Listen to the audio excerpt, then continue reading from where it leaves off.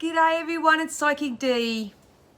I thought I'd do a little video today to tell you a little bit more about myself and to maybe help you, especially the empaths out there, understand that, you know, what empathy is and what having psychic abilities is all about and all that sort of shindig. So I'm not a real good talker about it myself, or I'm more the doer in this life. I sort of just learn what I need to learn and apply it and do it. So to come across in a teaching sort of format, it's kind of like not really my scene. But I've been asked probably over the last week or two, you know, how did you develop your psychic abilities? What can I do to develop mine? All those sort of things. So I thought I'd just spend a little bit of time today just giving you a quick rundown and hopefully give you some hints and tips and pointers in the right direction when it comes to understanding empaths. So especially if you have young children who are empaths or intuitively gifted, if you yourself are, or if it's something that you want to tap into more and understand more. Now, I always pride myself on telling people that I am self-taught, spirit-led. I have never spent thousands and millions of dollars going to big hot-notch universities to learn and develop my abilities. I basically have done it the hard way. I had to do it from scratch because my journey started over 30 years ago. So back then there wasn't these fabulous, you know, 101,000 YouTube videos and once again, universities that you can spend millions to go and learn at or anything. I literally had to learn the hard way. So lots of library sitting, lots of learning, lots of reading, whatever literature there was at the time. I had to learn it and I had to apply it and do it my way. So that's why I do say that I am very much spirit-led and self-taught. So I was trying to remember back to my earliest recollection. I just remember being a very sensitive person when I was younger. So I always had a natural ability, more so my biggest strength is to feel. So that's the empathy and clairsentience side. That's the ability to feel, sense, and I work with energy, so to speak. So I don't necessarily read people's minds, but I am highly sensitive to energy, that I know through someone's energetic vibration what's going on. So the earliest recollection I could quickly sort of share with you is the one that sprung to mind before I actually tuned on to do this video. Was I remember being on school holidays as a kid, and I think I may have been around 8 or 9 years old, and I remember going with the family up to a bakery where we used to go on family holidays with each September. And I remember sitting down in the chair and I'm just like, bakery food, yummy, get it in me. And I remember sitting in this chair and my parents went off to get the food and all that. And I remember just sitting there and I literally started crying. And I remember in my head I'm going, what the hell? And anyway, my parents brought out the food and all that, and they looked and go, what are you crying about? I said, I don't know what I'm crying about. Oh, you've got nothing to cry about, you know, you had a nice place, you got this, you got that. But I didn't know why I got so emotional. You know, back then it was always put down to hormones or, you know, something like that. So, yeah, it wasn't until later on that I realised, because I did end up going to the Psychic Guild, which was in the Valley at the time, and I did get to hang around 5 most, these psychics, mediums, channelers, they were all different. I actually hung around 5 ladies. I can't remember your names now, I'm sorry, it's 30 years. Can't remember my own name half the time. But I got to hang around these ladies, and they actually helped me understand that when I sat in that chair, what I was doing is I was picking up on the energy of the last person who sat in that chair. So that blew me away. But as soon as they said it, it's like, yes, I just had this knowing in myself that that's what it was. So that was all cool. And then probably the next strongest thing is that I had the ability to see things that hadn't happened yet. So I used to be able to yeah, once again, if I'm sticking to the same storyline, I'm on the holidays and stuff, and we used to go four-wheel driving, and we used to have to guesstimate sometimes if the tide was really high. We had to guesstimate whether we were when to go around it or what to do and all that. And I remember being in the car with my family and stuff, and we were racing to get to the barge, and the tide had come up. So there was actually a call we needed to make. We either had to go around the beach side sort of thing and just pray to Lord that the surf didn't come and wipe us out, or there was another little sort of sand dune, but it was really, really soft, so it's sort of a risk no matter which way you go. And I remember saying, you got to go right, you got to go right, you got to go right. And that, but you know, everyone else, the adults are humming and hawing or whatever, and I know in my head I'm going, go right, go right, go right. So thank God for us, they did decide to go right.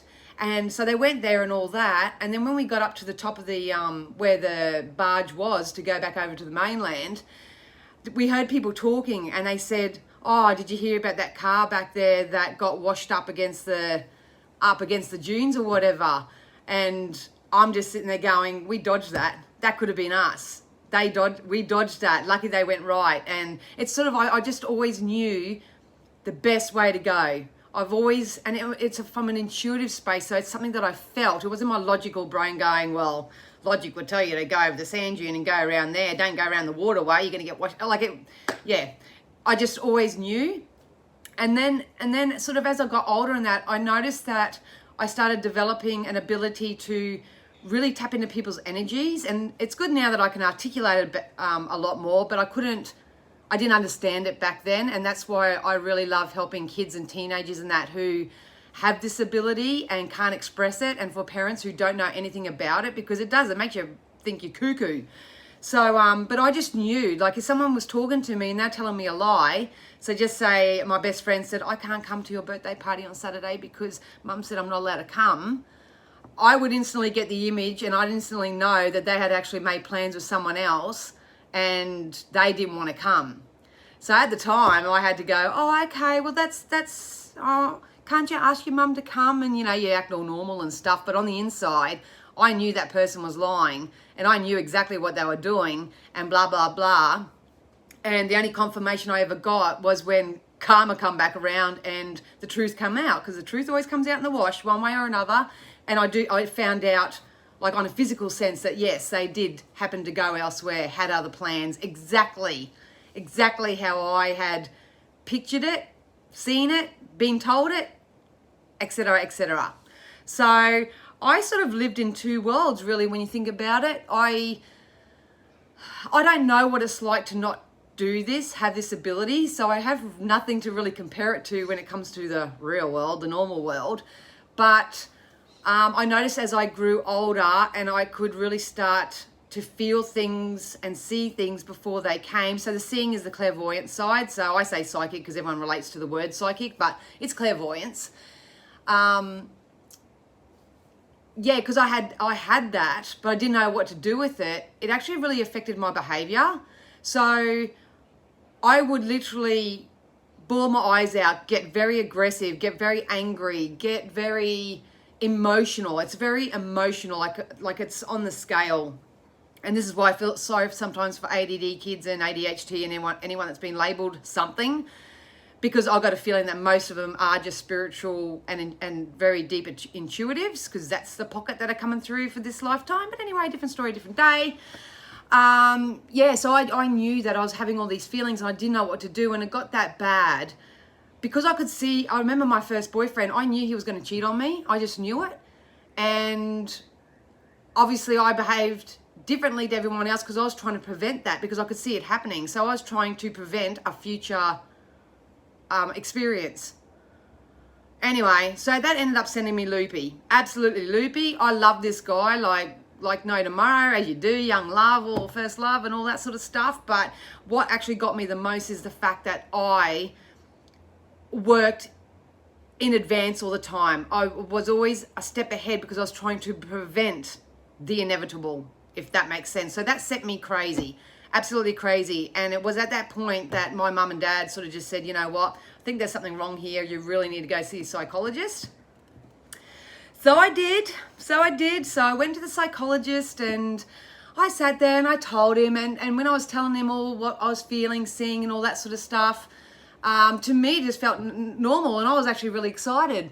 I actually thought, sweet, excellent, now this person can tell me what this special little gift is that I've got, like why I am like this and all that sort of stuff. And after about 6, 7, 8 or something, I was there for a long time, like sessions or whatever, he just turns around and says, well, you've got bipolar. You've got bipolar disorder. And I remember him saying and going, I do not. I'm not bipolar. I'm not going mental. I just don't think in that like everybody else. You know what I mean? So his recommendations for me and my family were that I was to take these antidepressant drugs. He hands me a script, and basically they were going to treat me as a bipolar person. So that was just dandy. Anyway, and I remember feeling in my spirit and my soul, I was just thinking, this is my turning point. I can't explain it, but it was just like, this is my turning point. So this was in, I think, 1991. So I was only in year 11, so I was still quite young. Well, 15, 16 or whatever age I was. And I remember walking out of the office with this script for this medication in my hand, and I heard something say to me, chuck it, chuck it, chuck it, chuck it. And as I was walking out of the thing, I literally looked at the script and I threw it in the bin, and I just said, you know what, I'll do this myself.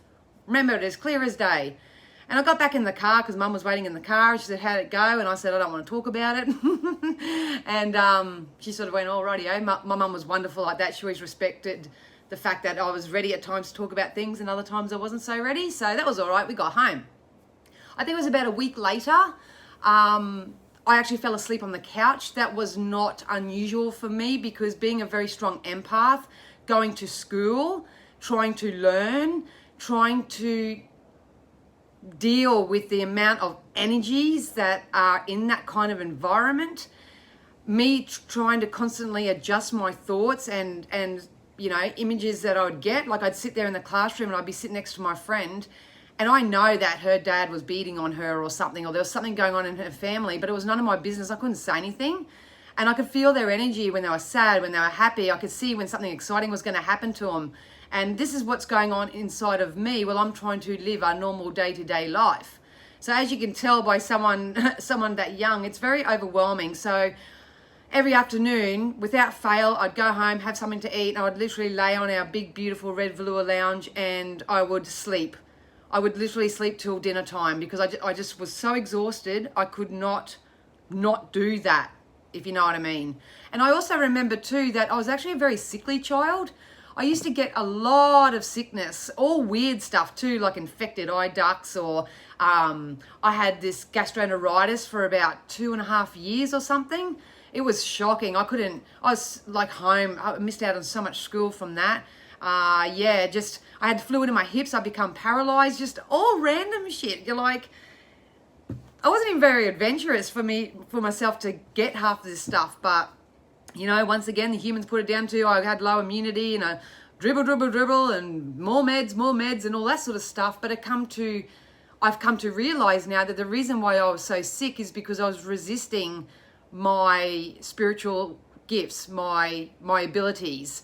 So, and I wasn't dealing with the emotional side. I always preach to people that if you're experiencing physical discomfort, physical disease, all that sort of stuff, it's typically because you are carrying something emotionally and it's becoming toxic in your system. Another subject, another day. But anyway, I was on the big red velour lounge one day and I fell asleep. And then all of a sudden I was awake, but I wasn't awake. But I remember looking down, I was hovering over my body. And I could see myself laying there, and I thought, ooh, you got a bit of dribble coming out of there. But anyway, I remember looking at myself and I'm going, like, where am I? And the feeling I had, it was so peaceful. It was so blissful. It actually felt really fun. It felt really light. It just felt like you didn't have a care in the world. I liked it. I liked it a lot. And as I'm looking, and I remember, I must have been somewhat conscious, I don't know, but I remember looking at myself going, where are you? What are you doing? While basking in this beautiful feeling. And next minute I saw to the right of me a massive American Indian step over my shoulder. I swear to God, it was huge. It stood over my shoulder And when I sort of looked, wasn't even scared. It was like I was meeting my best buddy again. And I remember looking, I'm going like, "G'day, mate." Howdy. How? That's how I felt. It felt like I was just realigning with my best buddy. I can't explain it. But I remember him coming down and he was watching me with me, so to speak. And I said, "Where am I?" And he said, "You're part of us." I said, "What do you mean I'm part of us?" And he goes, "We want you," he goes, "You can stay with us." I'm trying to remember. He goes, "You can stay with us. Or you can go back, but we want you to go back because we want you to share Spirit's story." I'm going, "What are you talking about?" And he basically explained that he was my guide and that I was fully protected. And I had a choice. To be honest, I didn't want to come back because where you do go into non-physical is freaking amazing. So that's why when people do transition, it's important to know that they release all pain, suffering, every part of their ego, physical self. It's gone. They just become who they truly are. Anyway, and I said, "Oh, all right. Well, I don't really know what to do, but I'll go back. And I remember him looking at me smiling and he says, "You have now been blessed. You are now fully protected. You are now part of the Lakota tribe. So go and share Spirit's message." And next minute I just woke up and I was sweating and carrying on like a pork chop and all that sort of stuff. But that stuck with me. That absolutely stuck with me. That's probably why you see even to this day I wear all this kind of print. I've always been naturally drawn to American Indian culture. It's just something that, I've been drawn to. All my room was decorated. I've even got bongos and everything. I've got everything. Anyway, so after that I sort of went, well, that's really great. So what the hell do I do with this now? And ironically, from that day, I was never sick. Never got sick again. Bye-bye weird stuff. I never got really unwell again, unless it was the common cold or something like that, but I never got sick. I never got all that weird stuff. And that's when I decided, you know what, I've got to do this myself. So I started my own personal development.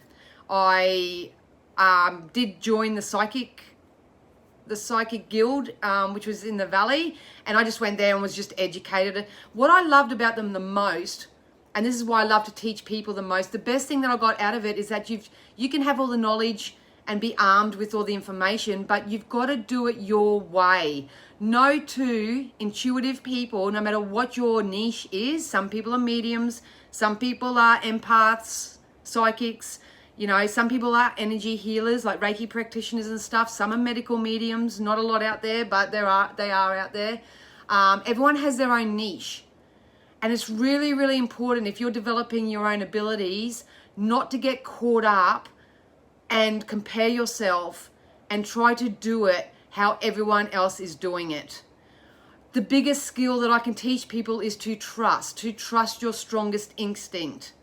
So, if you're clairvoyant, you have the ability to see into the future, see possible outcomes, those sort of things. If you're clairsentient, you will feel it, taste it, smell it, all that sort of stuff.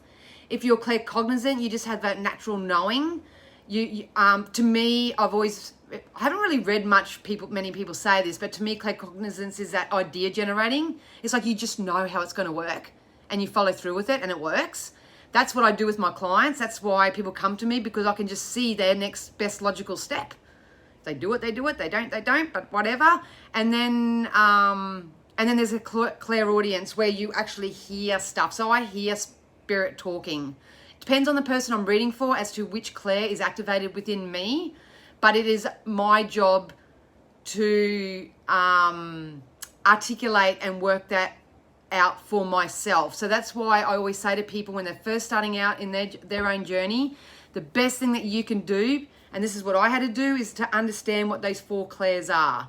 And then when you have a look and you know what they are, pick which one you know is strongest for you and focus there, because it is like a muscle. I've been doing this for over 30 years and I'm still developing in my abilities, and I'm stepping into mediumship now. So you will continue to grow. It's not you just learn it and you know it and that's all good.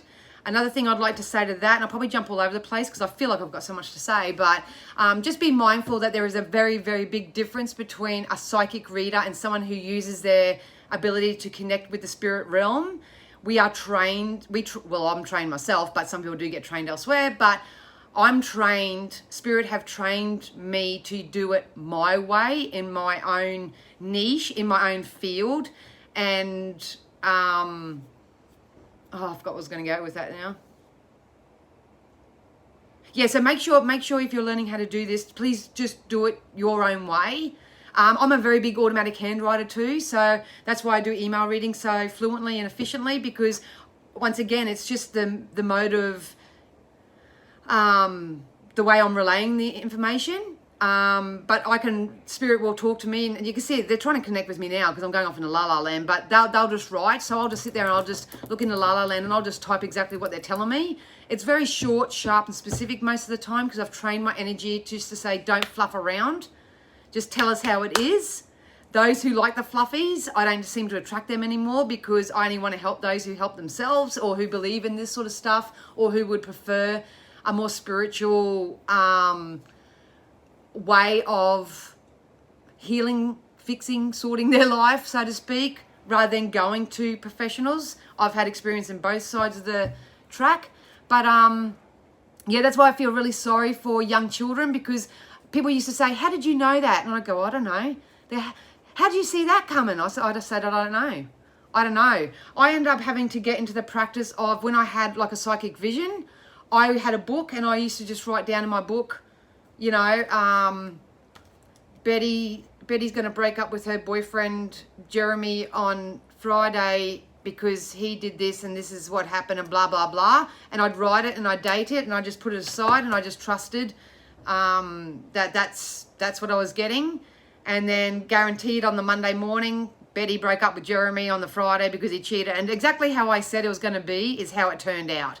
So as I started, and see, it's a very inside job. I was very lonely because there's no one. I always talk to mum about certain things, but when it comes to my own development, I did it all myself. So it can be quite a lonely journey as well. So you have to sort of open yourself up to be alone and do it your own way. And it's kind of good that way too, because you don't compare and you don't have influential energies trying to tell you that you're doing it wrong or you need to do it a different way, and it just gets confusing or whatever. So I've always been a bit headstrong and a bit just do it my way, you know, it's my way the highway. But yeah, so if you do start out, don't be too shocked if you do feel like you want to retreat and that. So yeah, so that's, and then as those things sort of started happening, when I got confident and I knew that I wasn't going crazy and that I wasn't bipolar and I wasn't losing my shit, so to speak, I would go up to somebody and say, read that. What's the date today? When did I write that? Look what happened and all that. And then people started trusting me. It wasn't until I sort of accepted that I am not like everybody else and I do have this gift. I think it is a beautiful gift. I mean, I specialize in tapping into people's energies where they are right now. Spirit use my voice and the internal dialogue that they give me to help shift that person's energy. They don't realize that's happening, but that is what's happening. Shift their energy and then give them the possible choices and that they can do. We don't tell people what to do. That's not our job. We are just guides. We guide them. Like if you go this way, this is a possibility. If you go this way, this is a possibility. Your choice at the end of the day. And those who have followed me for 30 years will understand that typically if they do go the way that Spirit are guiding, I'm not even saying me because it's not me, it's Spirit, guiding, it usually unfolds very close to exact how we said it was going to. So yeah, it's about building your, it's about learning. You've got to learn, and you are blessed these days. If you want to really tap into this, I just remember what I was going to say before. If you really want to tap into your abilities, and you know, or your children do, please, especially with the children, please don't disregard it. Just because you know nothing about it, please seek extra help, because I've worked with so many kids, or just had interactions with kids, I should say, too, and they're natural empaths. They have abilities. And as soon as I sort of say, oh, you sound like you're this and that, they go, yes, I am. I remember when my brother was diagnosed with mental illness and they told him he was a schizophrenic and all that sort of stuff. I turned around and I said, bro, you're not. If you were, I'd tell you, because I could see the chemical imbalance and all that. I said, but you're not, you're a medium. I said, the voices that you're hearing in your head is spirit talking to you. You're not crazy. And I kid you not, the day he heard me say that and he understood it, he actually got better for quite a few years. I'll never forget that, because he needed to know that he's not going crazy and he's not schizophrenic. He's not voices. Look, once again, I'm not saying that there aren't schizophrenic people out there that have that chemical imbalance and all that, but not everybody does. So please take it easy. What I wanted to say before I forgot my rant was just remember that there's a big difference between tarot readers. You know, I always have my Bible on my side, my babies. There's people who learn the tarot. They learn what each card means, what it represents, all that sort of stuff, and they share that information with you. It can be just as accurate, eh? There's some awesome straight up tarot card readers, but there's a difference between tarot card readers and oracle card readers and psychics, mediums, those who actually work with divine, with spirit themselves. There's a huge difference. The way that you can tell the difference is that this will be entertaining. This will be, it should give you clarity. If they're really good at what they do, it should give you clarity in that. But a true psychic, medium, whatever, clairvoyant, will actually make you feel a certain way. You will feel a shift within yourself. You'll have a knowing that you know what we're talking about. We will probably reiterate what you already know. Like, some people have come and had a reading with me and then they walk away and go, well, she didn't tell me anything I didn't already know. And I'm going, but I didn't know it. How do I know you so well? How do I know what you know if I don't know you? That's spirit. Spirit know you. They know what you're capable of. They know your possibilities. They know what needs to be sifted and sorted so you can get back onto the path towards happiness. They know who you need to get rid of and who you need to stay. They know all that. That's what I do in my readings. And those who are open to it because they want the best possible life for themselves, hey, they're my people. That's why we connect. But those who are just after shits and giggles, they will walk away and they will say, and that one person can go and tell 10 people and then, I'm a shit reader. Another thing is that you tell people something and they make a completely different choice. Or they sit back. Psychic D said that was going to happen, so I don't have to do anything now. I can just kick back and just wait for this money to come, or wait for this person to arrive into my relationship sector, or wait for this and wait for that. And then 6 months later they go, you predicted I was going to get this and I was going to get that and I haven't got it yet. And I'd say, well, what have you done? What have you done? I still got to create the life I desire and make choices, and I still got to live my life. What have you done? Oh, well, nothing. And I said, well, there you go. That doesn't make us a shit reader because you didn't do anything, So yeah. So yeah, and as I got older and I started just dabbling with the tarot, I started reading for neighbours, just pulling out the cards, reading for neighbours. I'd read for friends. I just sort of built up my courage, and it literally just become like an appendage. It's just, I stepped into who I really am. And once I got to that point, that's when I started reaching out further, and I actually did become a columnist for the Ipswich Advertiser in Brisbane when I was living there. I did that for quite some time. I just offered people send in a question and I gave them free insight, free readings from that. That was very popular. Unfortunately, they had to take it down because the religious folks weren't happy. So after that, I used to do psychic fairs all the time. So I would be an actual psychic reader at some of the local fairs and stuff. And I just built up from there. One thing led into another, and I was really lucky because I got into a relationship with someone who wasn't into this sort of stuff, but just accepted that that's part of who I am. And, given that they were lucky, they were a very honest and truthful and transparent, authentic person, because you've got to be when you're dating or being a friend with a psychic, because we know shit. I'm at the point now where I may know when someone's telling me a porky or whatever, but I pick and choose what's breaking your boundaries or not. So if you are ever going to want to date, or you may be a psychic yourself and have trouble dating or whatever, but if you ever want to date or be friends or associate with a true blue psychic who has their game on, don't bother lying. Don't bother lying. Don't bother being something that you're not, because we will see straight through it. And that's another problem that comes with dating or having friends or stuff like that is, they either use you for your abilities because they only be friends with you because, you know, you can do shit. And, or some try to bluff you. But the hardest part is probably because we are who we are and we have the abilities that we do, we see everyone for who they are. We really do. We accept people, warts and all. Unless you're like really going to hurt somebody or there's maliciousness or something about it, I was like, well, but I live my life now that I'm very, you have to be unconditional and non-judgmental and all those things, because we see who you really are. How you present yourself to the world and your behaviors is totally up to you. So sometimes it's a shame because I do cross paths with beautiful people and I see them for who they are, I accept them for who they are. They'll tell me one thing, but I know another, and I just accept it because they haven't stepped into that part of self yet. I haven't worked through that shadow side of self yet, and maybe sometimes I think I can help and all that sort of stuff, but when the behavior doesn't match who the person is, to me, that is a friggin' shame. It's a friggin' shame. And then we have to lose a certain connection or someone we'd like to get to know or something on that level just because, you know, they're afraid of change or whatever the scenario is. So, yeah. And so I've been doing it ever since. I basically have been doing this as a hobby, so to speak, because I have spent the last 5-6 years caring for my terminally ill mum. She took up a lot of my time. I have been a single mum of 2 kids for the last 12 years, so I've obviously they need me too and all that sort of stuff. So I have been just doing this casually, but now that I've registered my business, I'm doing this as a business. I'm looking forward to maybe getting some workshops on the road, and you know, I'd like to get into house cleansings as well and teach people how to cleanse their house. I'm getting into psychic parties.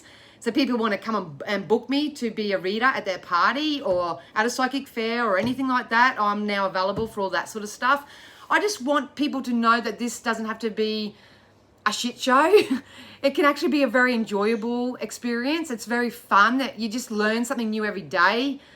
It's difficult when you're dealing with society because they're all programmed and you're not. You have that contrast at all times, but it's about standing in your own conviction. It's about really discovering, finding out and knowing who you really are as an individual, and basically getting the courage and the resilience and that to go like this and go, you don't believe in what I do? I don't give a rip, man.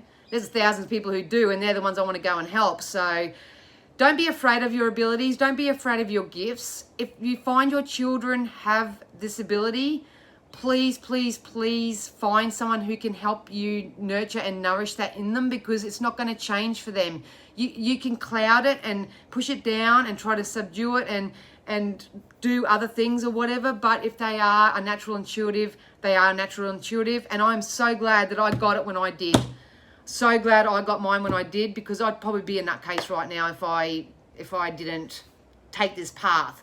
Very lucky that I have my American Indian guide who guides me every day and showed me the way, and I got that understanding really young, but you know, kids are getting it in their dreams and stuff at the moment. So once again, it's a very big subject. I could go on and on about it, but that's just me. I just wanted to jump on and give you a little bit of insight with me. I'm just Dan, or my brother used to call me Big D.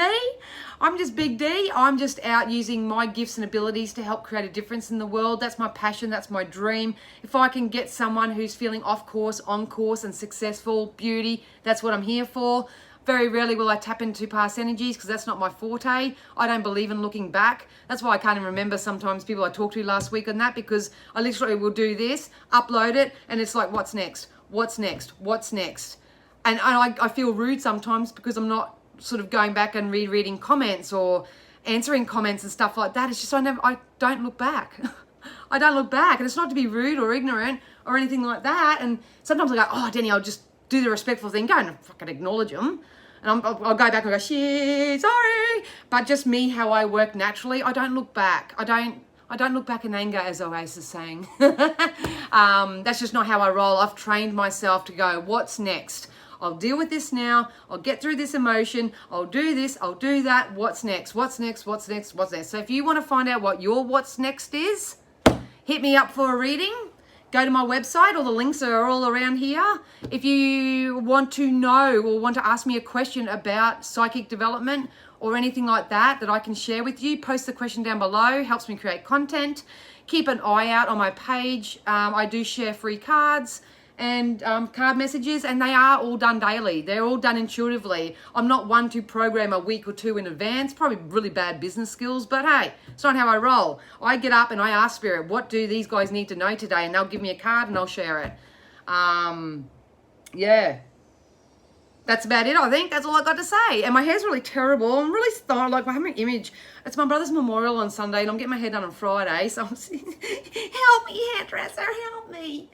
But anyway, I'm going to stop waffling now. Please know that I love you loads. I'm looking forward to getting back and giving some more readings. But I want to give you a lowdown that if you book a reading with me, this is what you get. And my experience. So it's sort of like a little resume, I suppose. Anyway, I hope you have all a wonderful day. Hope I didn't bore you too much. Once again, if you want to know anything else, ask me down below. I'll let you know. All right, guys, love you so much. Bye.